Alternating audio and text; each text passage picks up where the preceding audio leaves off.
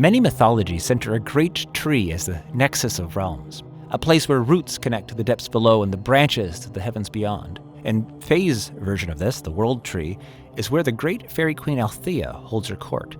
But will Lizzie's audience with her go well? We'll find out just after this. There's a special kind of thrill that comes with finally getting something that's been in your shopping cart or on your wish list for a while. And that feeling is even better if you know you got the best deal for it. That's why the savviest shoppers shop with Rakuten. They get the brands they love with the most savings and cash back. And you can get it too.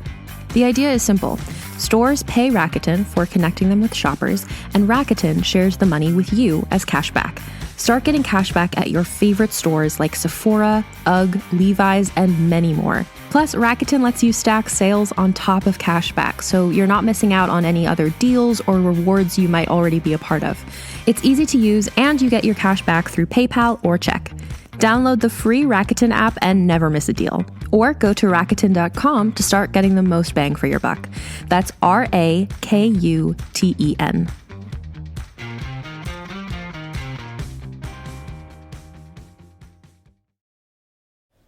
The name's Harry Dolowich, a.k.a. King of the Egg Cream, and boy, do I have a story for you.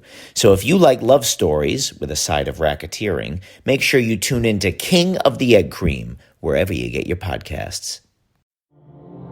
Hi, I'm Fred Greenhalgh, your host of Undertow, Realm's podcast delving into the weird and the wicked, and the creator of the series we're experiencing, The Well. Today, let's bask in the magic and wonder of the fairy court, shall we? Surely nothing could hurt us here. Can it? We'll find out in today's episode. Lizzie has had so many funny, mixed-up emotions since she journeyed into Fae that she almost forgets to notice that she has the strangest ones of them all right now. Scared, confused, homesick, all of that. But most of all, the feeling that comes over her is amazed.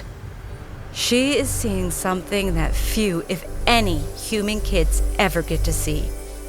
A real, honest-to-goodness fairy. Now, in all the stories, fairies are made out to be a sort of wispy, stringy person. But that is not true at all. Actually, the fairy Lizzie sees now is more like a magical insect. Kind of a combination of a dragonfly, with its shimmering, lean body and inquisitive eyes, and a butterfly, with its spectacular rainbow-colored wings, flittering so fast they blur to the eye and leave a trail of sparkling dust, and a lightning bug. Except instead of just their rump, its whole body shimmers with green light. Lizzie and her mom live in New York City, in a place called Brooklyn. And sometimes Lizzie's mom will bring her all the way to her favorite place in the whole world, Central Park. She and her mom plop down in the grass. Her mom will read a book, and Lizzie gets to just play in the grass and look around at the world. And Lizzie doesn't look at the whole big world. She likes to look at the little things in the world, like grasshoppers. In fact, right now, Lizzie is remembering a particular grasshopper, a green one, that hopped onto Lizzie's hand while she played with the dandelion. Lizzie stared at its eyes. The great, huge compound eyes that allow the grasshopper to see in so many different directions. And Lizzie recalls wondering if the grasshopper was staring at her back. Was it thinking, what is this hand that I have landed in, and what is this creature looking at me? What is this great, gigantic world around me? So huge and loud and noisy and dirty, but also beautiful and filled with things that can hurt me. What is the purpose that makes me hop ceaselessly, day in, day out, eating and getting stronger, hoping one day to make more grasshoppers? For what is it all for? Or maybe it was thinking none of those things. Maybe it was really, truly present, just sharing a moment with Lizzie, not between a tiny thing who is vulnerable and a gigantic thing who can crush it, but simply as two beings, two creatures staring at each other and sharing a moment on a lazy summer afternoon that might stretch on forever. And then it hopped away. And then the fairy Althea speaks, and the moment is gone. Okay, off with you lot. Great, just great. 10 minutes in the Enchanted Wood and we get thrown about like a bunch of baggage mishandled by Griffin Air. Sorry, Weasel. I'll have to cast a mute spell on you. A mute? It's not my preference, but we do need something to ensure you mind your tongue. Oh my gosh, Kyle. Is this... Yes, this is the World Tree. The World Tree, the seat of the Fairy Queen. The tree that connects Fae to our world and, according to Calendriel, to many other worlds. It is, to start, the largest tree Lizzie has ever seen. In fact, it's so large, she can't see the whole tree in one look. She can't even see the whole edge of it if she looks all the way to the left and then all the way to the right. It's like going to the ocean, but instead of water, it's tree as far as the eye can see. Fairies in the hundreds, the thousands maybe, buzz around going about their ways. There are doorways carved into the tree, little houses built here and there, nests for birds and squirrels, great ladders made of moss, and any number of fruits bearing heavy on the tree. Looking at it, it's like this tree is its own kind of New York City. A New York City of the forest. Then more fairy guards flutter to the ground in front of the companions, laying down an open seed pod, large enough to fit Lizzie, the goat, and the weasel. And clearly, this is the intention.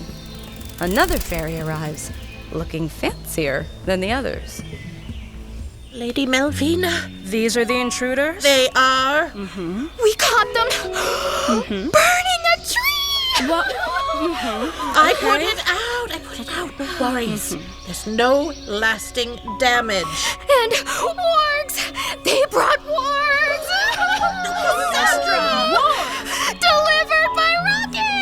Okay, everybody calm down. Everyone calm down. Is this true, Althea? Yes, Lady Melvina. We must get them to the Queen post-haste. Okay, follow me. Don't try anything funny. You know, we never would, Lady Melvina. Who are you to call me? You're a unicorn. You're Kylandriel. My friends know me as Kyle, but yes, that's me. How did you escape the... no, forget that. And what happened to your... Oh dear. You mean your horn? It's the horn. You're the cause of all this trouble. Hey!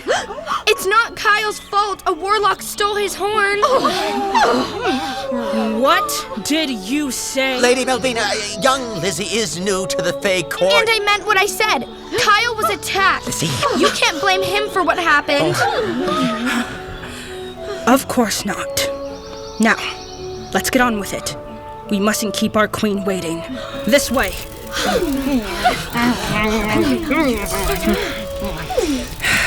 The head guard, Lady Melvina, shuffles the companions into the open seed pod.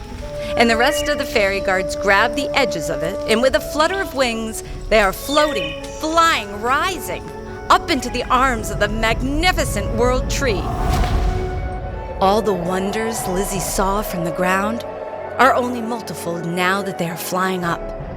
Fairies are everywhere, along with other creatures she could only imagine to name. Creatures with horns and creatures with tails. Lizard-like things and flying things, talking birds and creatures made of shimmering air. The tree is so vast, Lizzie imagines it has its own neighborhoods. Parts of the tree that creatures live in every day and never even need to leave, since everything they could want is right there. And farther, farther up they go, to where her breath almost grows short. It's a shimmering bubble of a palace. It's the home of the Fairy Queen. You've been here before, Clindriel? With my mother, a few centuries ago. Queen Glendora holds a soft spot in her heart for unicorns, even for those damaged. Hey! I'm not damaged. I'm just as much a unicorn as I've ever been. Sorry, I meant no offense. Then know that every part of me is unicorn, horn or not. Yes, of course. Just, you're a unicorn that travels with a weasel. Can they not? Yeah, I'll unmute him. Thank you. Ugh, finally, Calindriel, I thought we were friends, and you go around casting mute spells on people. And as for you, a weasel, you say, a weasel? I am none other than Garrett the Guile, denizen of the tallest rickety shack in all of the dismal swamp, thiever of gold from giants, possessor of the one and only shell of a wyvern egg, and absolutely, definitely most tolerable spooker and occasional slayer of the cockatrice. Yeah, you can see why we occasionally mute them. Yes, well, plus a human girl, an odd batch you all make, that's for sure. Very well, onward. The shimmering globe that sits atop the branches of the world tree cracks open for the companions to enter, and then they are somewhere else entirely. Lizzie's mom once brought her to an observatory, a place where all you could see in all directions was the great infinity of the dark sky, cascading with stars, giving you a sense of just how big the universe is. A feeling of bigness that swept over you, carried you away. It's like that inside the Fae Queen's palace, except even bigger. The stars don't stay in one place politely twinkling.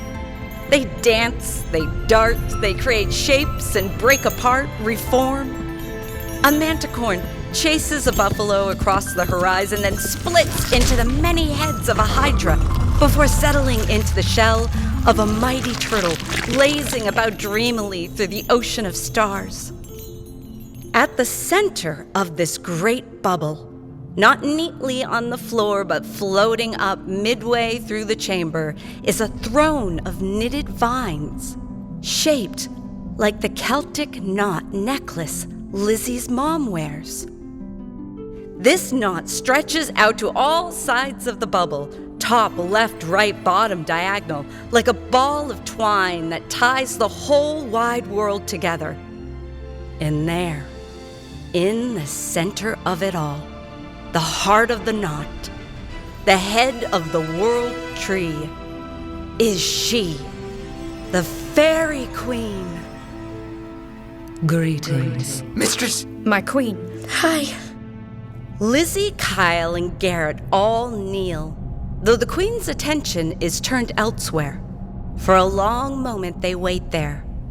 Enough time for the peace that lives in the center of the world tree to enter Lizzie. The quiet is not emptiness, no, far from it. In the absence of racing thoughts and worries and fears and conversations, there is magic. It trickles up from this place like water from a well, and suddenly Lizzie is swimming in it. Whoa, whoa, whoa, whoa, whoa.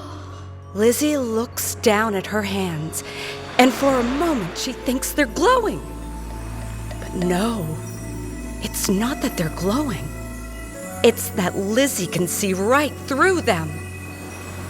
Oh, wow. Whoa. Lizzie, not here. Lizzie can't help herself.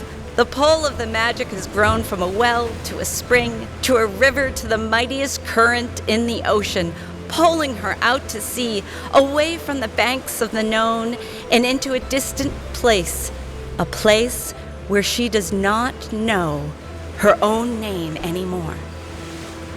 In this place, Lizzie's name is not important. In this place, her sense of self is nothing more than any drop of water's importance in the crashing waves of the sea. She's arrived at a place where she is not a performer swimming in the ocean. She has become one with it. She is the ocean itself. And then, a voice. She is of the bloodline. I can tell. Very good. Come back to us, Elizabeth. The Queen of Fae's voice is like another current, pulling Lizzie back. And for a moment, Lizzie doesn't want to go. Out here, there's so much peace. Everything just makes sense. No confusion, no fighting. And then the tide pulls her so fast she's washed back up on shore. Back to, well, not her own world, but at least a world where she has 2 feet that stand on something solid. She opens her eyes. Your mother never chose to develop her gift, but you, perhaps. And is that a hot stone wand you carry? There is so much to ponder here. And Calindril, you've returned. Yes, Queen. You have a question in your eyes. Say it. Well, I've heard things. People have said terrible rumors. Calindril? Why are people telling me I'm the only unicorn? We are preparing a great feast tonight, Kyle. Music from the elves and the darkest ale from the dwarves. Fruits served from the world tree of every sort of sweetness you could imagine. Are you sure you wish to hear this story now? Queen, my heart can bear waiting for the answer no longer. Guards, leave us. Queen, they were caught burning an enchanted tree. An accident? Go now. They are my guests. What? You too, Lady Malvina. Yes, my queen. And what are we to do? Join the elves in preparing the great feast.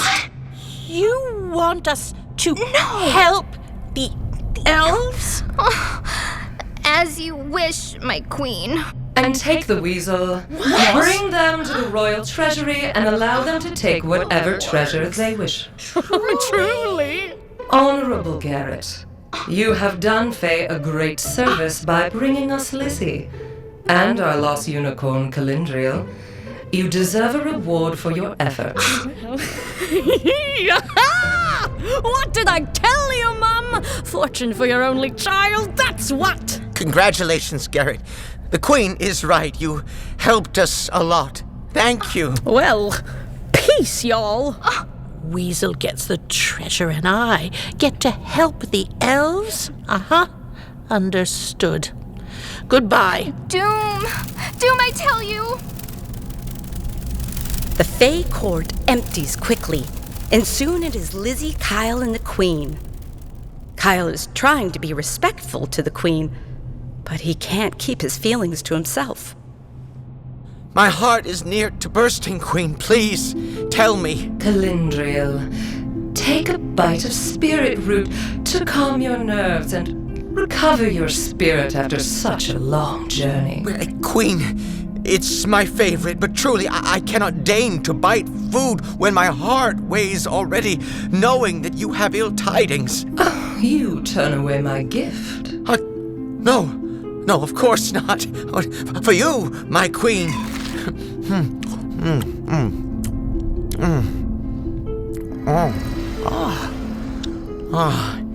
It is as splendid a route as I remember. I feel the weariness of the road leaving me already. Ah, yes. Then you may more easily carry the weight of what you are about to hear. Carlo has set the wargs upon your species. No! Who has fallen, who is left, we Fae do not know this. We know that during that dark night so many years ago, Carlo returned to this world with the horn of a unicorn, your horn, but not with the blood of child. He could not create a tunnel to burrow through the worlds like he wished, nor could he break the spell which banished him to the land of the goblins. But his agents, the wargs, could traverse these lands, and so he sent them to punish the unicorns. Oh, no. As you know, the horn of the unicorn is connected with its people, and with Carlo's dark eye, the wargs hunted the unicorns mercilessly. The unicorns fought, but the wargs appeared so suddenly, and with such ferocity, that many were slain before they knew what was happening. And where were you, Queen? How did the fairies help protect us? We did not. What? We believed it was best to stay out of these matters. I did not wish to upset the balance of... The balance? A warlock slaughtered my kind, and you worried about balance? I am sorry, Queen. I did not mean to raise my voice. It is only fair that you did. What we did, or more truthfully, what we did not do, was terrible. Someone needed to stop the wargs, and we did nothing. We thought that the equilibrium of Fae would fix things. We thought any action would further upset the balance. What we did not realize is that Carlo is not like any creature of Fae. He is a fiend, a monster with an appetite that is never sated. You cannot reason with such a creature. So all the unicorns are dead? No, I mean... What? Perhaps? I don't know. I don't think so. I think some went into hiding. Perhaps they are hiding here in the Enchanted Wood, in plain sight. Perhaps they took refuge across the ocean. Perhaps they ascended to the Angel Kingdom. But are the unicorn families still free here in the Enchanted Wood, walking about? No. The wargs saw to that. Then there is only one solution. We must destroy Carlo. No. What? Well, you just said... It is too late. We saw the destruction wrought by the wargs, but Carlo's strength is 100-fold that now. The entire Goblin Kingdom is aligned with him. They have turned their farm tools into weapons, retrained their magic of the land into magic of war. Fairy cannot bear the cost of starting a war with such a man. We might not win. And so instead, you will stay here? Hiding? Letting him conquer all? He still cannot break the spell of the Enchanted Wood. What about tonight? Wargs waltzed into the Great Wood like it was nothing. It was a loophole in the enchantment that I will fix. The Great Wood is withering. Maybe you do not see it because it has been so many years in coming, but I have been in the human world for all these years and see it clearly. Carlo does not need to raise a finger to destroy Fae. He only needs to wait. Mind your words, Calindriel. You may be a unicorn, but your sense of time is but a raindrop in a hurricane compared to the infinite depth of the World Tree. I know time, Queen. I have felt 30 human years pass like 3,000, protecting the Greenways, waiting for Lizzie to grow old enough to fight her great uncle.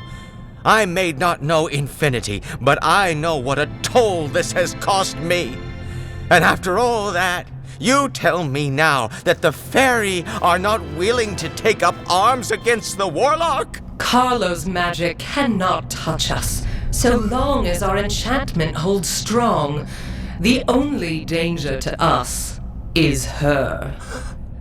Me? A terrible feeling strikes Lizzie as the Queen of Fae turns to look at her. Lizzie, dearest Lizzie, we must get rid of you.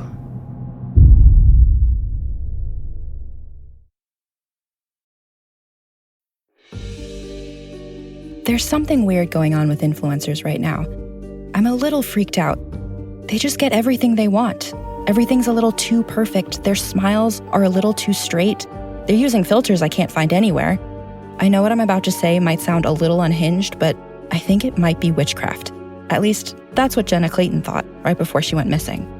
We're excited to introduce a new show from Realm, If I Go Missing, The Witches Did It, starring Oscar-nominated actress Gabourey Sidibe. When a Black writer goes missing, a white podcast host with a savior complex takes up the cause of finding her and collides with a coven of influencers she suspects are responsible. This show is a little bit of The Craft meets Mean Girls meets Get Out. Learn more about If I Go Missing, The Witches Did It at realm.fm, and be sure to listen and subscribe wherever you get your podcasts.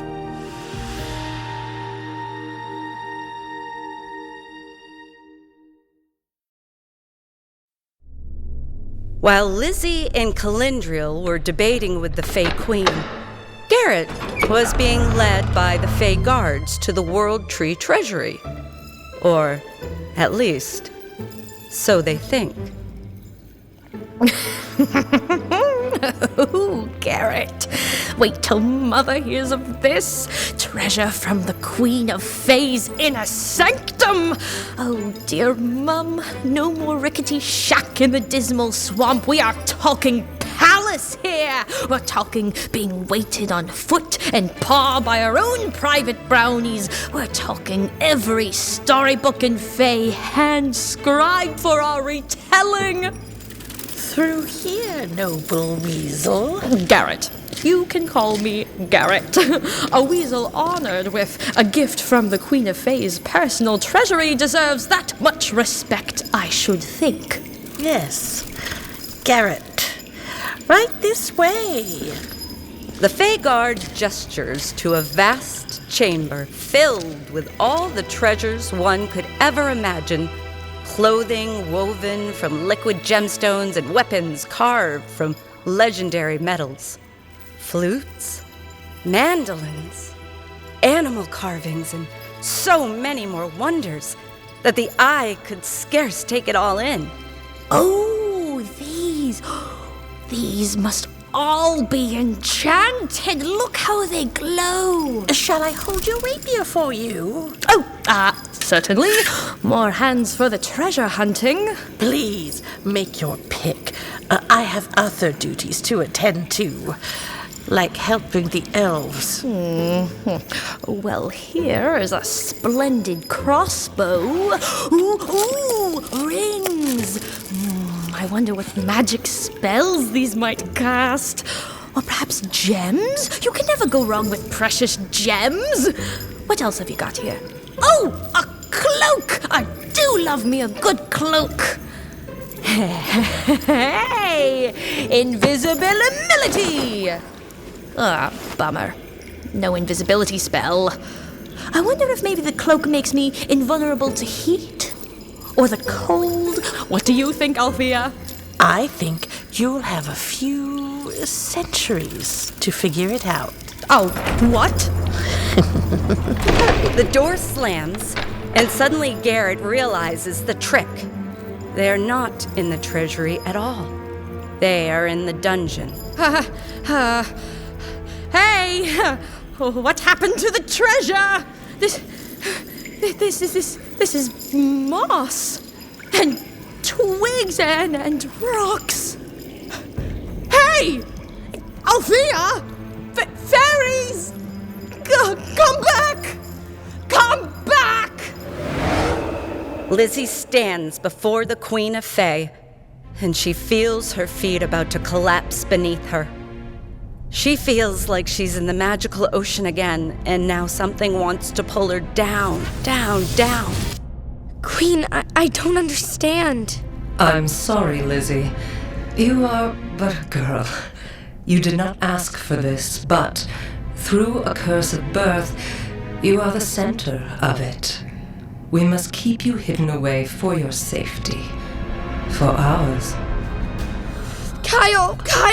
Tell her she can't do this! Kyle! Save the unicorn. What happened to Kyle? Calendriel is tired. Imprisonment in your world is murderous on a unicorn. A deep, dreamless slumber will do him well, as it will for you. No! Get away! Up till now, the Fae Queen has been compressed. A thin, skinny creature, like a monarch butterfly, perched on a piece of milkweed. But now, she expands her enormous and star-filled wings like mirrors that seem to carry all of eternity in them, and drops down toward Lizzie. Listen to me, little girl. The Fae Queen offers Lizzie a silver apple, which glows from within. Take a bite, Lizzie, to protect all of Fae. What will happen to me? You know the story told in your world of Sleeping Beauty? It's an enchantment of that sort. I don't want to sleep forever and ever, waiting for someone to come and rescue me. We need you to. The alternative is to put you in the dungeon, and then you'll be awake for the next few centuries, growing old here and desperately lonely. You don't want that. Those are my choices? Carlo cannot last forever. We Fae are patient. We will wait until his flame extinguishes. Then order will be restored. I do not wish to compel you, Lizzie. Please, take a bite. For all of us. No, there has to be another way.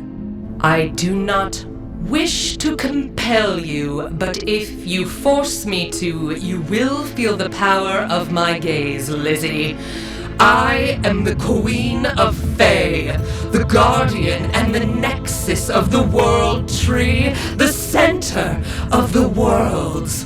I am we, a line of queens that extends from now until forever and retracts from then until before then, before time, beyond it. You cannot refuse me. The Queen locks eyes with Lizzie, and her eyes are power, cutting torches into Lizzie's very soul. Lizzie feels her arms go limp, and her will starts to melt like warming ice. Lizzie looks at the apple offered to her, and the choice seems inevitable. What is one precious life to save all of Fae? But then, deep within the Queen's eyes, she sees it. Just a little twitch. A brainworm. And the spell is broken. Lizzie can hear other things. She hears her mother's voice. Lizzie! And Lizzie knows her mom is in trouble. Terrible trouble. And Lizzie starts to remember all the things her mom taught her. She finds her inner calm. Yes, I can! It surprises her, her voice. It is like storm clouds. It is like earthquakes. It is like the end of the world. Or the beginning. Lizzie realizes she's been holding the Heartstone wand aloft. And now the Heartstone catches on fire. Blue fire. The blue fire expands to a glowing blue orb. An orb which orbits around the Fae Queen. And the Queen must face down what is inside of it. What it reveals. The truth.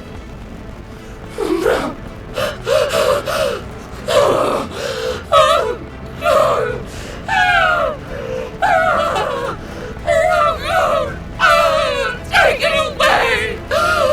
Take it away! Lizzie can't see what the Queen sees, but she glimpses a reflection. Reflected in the Queen's alien grasshopper eyes.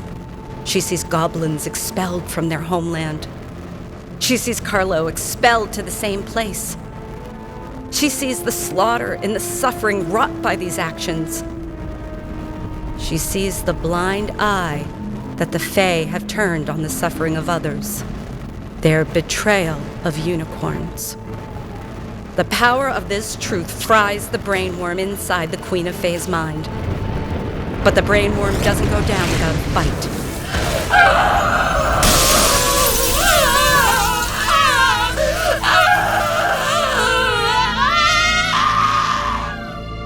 Lizzie scoops Kyle up in her arms.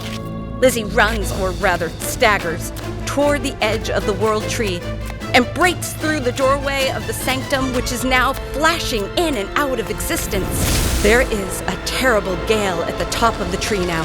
Branches are flying and the tree is bending and bowing. Lizzie charges to the edge, peers off into the great infinity of the endless wood. And she jumps. The Fae are not easily understood and, least of all, predictable. Rather than finding succor, Lizzie now finds herself again fighting for her life in a strange realm where friends are scarce. Can she escape a place that was supposed to be a refuge? We'll find out next time here on Undertow.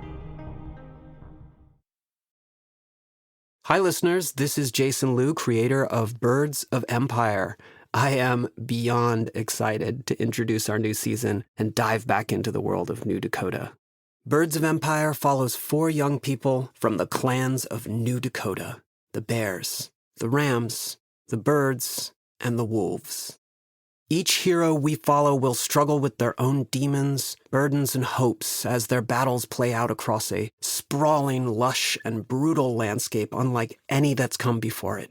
Birds of Empire is a modern folk epic that blends elements of history, fantasy, and myth to tell the story of an incredible world that might one day be. Book 1, The Dawn Age, introduced us to the world and the heroes who call it home. Book 2, The Seed of White Rock, continues our heroes' journeys as destinies collide, revolution brews, and new alliances are formed. All things return. Follow now on Apple Podcasts, Spotify, or wherever you're listening to never miss an episode. The Well was written, directed, and produced by Fred Greenhalgh. Executive producer, William DeFries. Associate producer, Casey Turner. Script consultant, Kat Howard. Sensitivity consultant, Elena Fernandez-Collins. You heard Marie Lane as Lizzie, Shannon Campbell as the storyteller, Dustin Tucker as Kyle the goat, Ella Moak as Garrett the weasel, Casey Turner as the mom, Cherie, Peter Barkrot as Uncle Carlo, Karen Lund as Aunt Debbie, Christine Marshall as Medic 2, Garrett's mum and Faye Althea, Mariah Bergeron as the Fae Queen, Jessica Rainful as Faye Cassandra, Chantal King as Faye Lieutenant, and additional voices by the cast. Recorded by Fred Greenhalgh on location at the Dear Old Farm in Berwick, Maine, and at Mind's Eye Productions in South Portland, Maine, both of which are traditional territory of the Wabanaki Confederacy. Assistant Director, Casey Turner. Production Assistant, Jessica Rainville. Dialogue editing by Grace Waldron. Sound design by Rory O'Shea. Additional sound effects by Mind's Eye Productions. Main theme, World Tree theme, and Carlos theme by Peter Van Riet. Original score by Frank Schulmeyer. Special thanks to the Caston family. Dedicated to Niera and Shanwin. May you never forget the road to Fae. The Well is a Dagaz Media production. DagazMedia.com. Undertow is a production of Realm. Hosted by Fred Greenhalgh. Produced by Mary Hazdoli. Associate produced by Nicole Kreuter. Executive produced by Fred Greenhalgh, Molly Barton, and Marcy Wiseman. Original theme by Hubert Campbell. Find more shows like Undertow by following Realm on Apple Podcasts, Spotify, or at realm.fm. Realm is your portal to another world. Listen away.